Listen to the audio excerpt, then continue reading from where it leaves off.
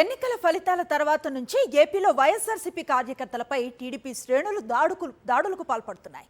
ప్రభుత్వ, ప్రైవేట్ ఆస్తులను ధ్వంసం చేస్తున్నాయి. రాష్ట్రంలో విధ్వంసం సృష్టిస్తూ భయానక వాతావరణాన్ని నెలకొల్పాయి. ఇంత జరుగుతున్నా మంత్రి లోకేష్ మాత్రం తామెక్కడా వైఎస్ఆర్సీపీ శ్రేణులపై దాడి చేయలేదంటున్నారు. వైఎస్ఆర్సీపీ నాయకులే తమ పార్టీ శ్రేణులపై దాడి చేస్తున్నారంటూ ఆయన ఆరోపించడంపై విమర్శలు వ్యక్తమవుతున్నాయి. సార్వత్రిక ఎన్నికల ఫలితాలు వెలువడగానే ఏపీలో టీడీపీ, జనసేన పార్టీల శ్రేణులు అరాచక చర్యలకు తెరలేపాయి. వైఎస్ఆర్సీపీ శ్రేణులతో పాటు ఆ పార్టీకి ఓటు వేసిన పేదలపైన దాడులకు దిగాయి. రాష్ట్ర వ్యాప్తంగా అనేక గ్రామాల్లో ఇళ్లపై దాడులు చేశాయి.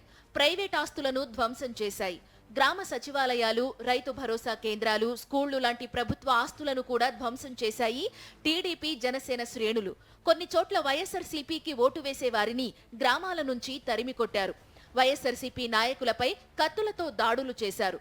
ఇలాంటి ఘటనలతో ఏపీలో శాంతి భద్రతలు పూర్తిగా అదుపు తప్పాయి. ఈ విషయం ఢిల్లీ వరకు వెళ్లింది.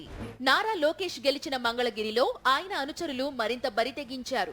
వైఎస్ఆర్సీపీ సోషల్ మీడియాలో యాక్టివ్ గా పనిచేసిన పాలేటి కృష్ణవేణి కుటుంబాన్ని టార్గెట్ చేశారు. వేసవి సెలవుల కోసం ఆమె తన కుటుంబ సభ్యులతో కలిసి చిలకలూరిపేటలోని బొప్పూడి వెళ్లారు.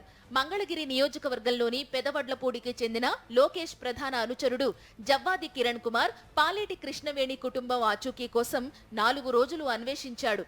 బొప్పూడిలో కృష్ణవేణి దంపతులు ఉన్నారని సమాచారం తెలుసుకున్నాడు. 5 కార్లలో తన అనుచరులతో బొప్పూడికి వెళ్లి కృష్ణవేణిపై విచక్షణారహితంగా దాడి చేశారు.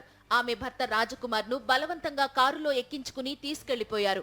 ఆ తరువాత రాజకుమార్ ను అర్ధనగ్నంగా మోకాళ్లపై కూర్చోబెట్టి నారా లోకేష్ చిత్రపటానికి క్షమాపణలు చెప్పించారు. ఆ వీడియోను సోషల్ మీడియాలో పోస్టు చేశారు టీడీపీ నాయకులు.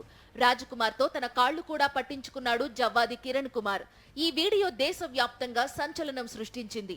ఆ తరువాత కూడా రాజకుమార్ ను రాత్రంతా చిత్రహింసలకు గురి చేశారని కృష్ణవేణి ఆవేదన వ్యక్తం చేశారు. వైఎస్ఆర్సీపీ పార్టీ సానుభూతి పరులుగా జగన్మోహన్ రెడ్డి గారిని గురించి మేము పార్టీ గురించి మాట్లాడుతూ ఎలక్షన్కి కూడా మొన్న యాక్టివ్గా పనిచేసామన్న ఒకే ఒక్క విషయానికి కక్షపూరితంగా మమ్మల్ని బెదిరించి నా భర్తని నిన్న సాయంత్రం దాదాపు దొమ్మిగా 5 కార్లు వేసుకొని తెల్లవారుజాము వరకు కూడా ఎక్కడున్నాడు అనేది ఆచూకీ లేకుండా వాళ్ళు కొట్టి వీడియోలు తీయించి క్షమాపణలు చెప్పించి టీడీపీ కార్యకర్తలు మంగళగిరిలో మరోసారి బరితెగించారు.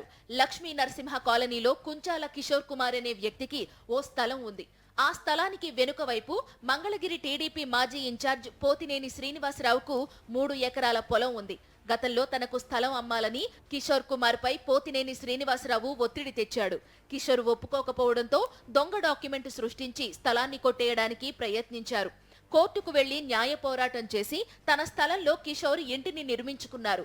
ఏపీలో ఎన్నికల ఫలితాల తరువాత పోతినేని శ్రీనివాసరావు మున్సిపల్ అధికారులపై ఒత్తిడి తెచ్చారు. కిషోర్ బిల్డింగ్ కు పర్మిషన్ లేదంటూ కనీసం నోటీస్ కూడా ఇవ్వకుండా పడగొట్టే ప్రయత్నం చేశారు. పోతినేని శ్రీనివాసరావు నుంచి తమను కాపాడమని బాధిత కుటుంబం వేడుకుంటోంది. మేము ఇల్లు కట్టుకున్న రుణం కూడా లేకుండా పోతినేని శ్రీను మా ఇల్లు పడగొట్టాలని మమ్మల్ని బయటికి నెట్టి ఇల్లు పడగొట్టి మమ్మల్ని చంపాలని చూస్తున్నాడయ్యా. మేము అప్పు చేసి ఇల్లు కట్టుకున్నానయ్యా. నాకు ఆ ఇల్లు తప్ప నాకు ఇంకేమీ లేదయ్యా. ఎన్నికల ఫలితాల తరువాత నుంచి ఏపీ వ్యాప్తంగానే కాదు, మంగళగిరి నియోజకవర్గంలోనూ దాడులు కొనసాగుతూనే ఉన్నాయి. ఇంత జరుగుతుంటే లోకేష్ మాత్రం వైఎస్ఆర్సీపీ నాయకులే తమపై దాడి చేస్తున్నారంటూ కొత్త డ్రామాకు తెరతీశారు. చంద్రబాబు నాయుడు గారు ఓర్పు సహనంతో మమ్మల్ని ఉండమన్నారు కనుక ఓర్పు సహనంతో ఉన్నాం. లా అండ్ ఆర్డర్ మెయింటైన్ చేయమన్నారు కనుక మేము ఎక్కడ ఇష్యూ చేయట్లా.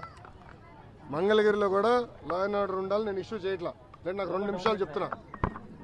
నేను మిమ్మల్ని అడుగుతున్నా, ఎక్కడండి వైకాపా కార్యకర్త ఎవరు దెబ్బ తగిలింది, ఎవరిని చంపాము, ఒక్కడి జోలికి వెళ్ళాం మేము. ఏపీలో కూటమి ప్రభుత్వం అధికారంలోకి వచ్చిన రోజు నుంచి దాడులు జరుగుతూనే ఉన్నాయి. వైఎస్ఆర్సీపీ నాయకులు, కార్యకర్తలను టార్గెట్ చేస్తూ హింసాత్మక చర్యలకు పాల్పడుతున్నారు. అయితే నారా లోకేష్ వైఎస్ఆర్సీపీపై నిందలు వేస్తూ మాట్లాడటంపై సర్వత్రా విమర్శలు వ్యక్తమవుతున్నాయి.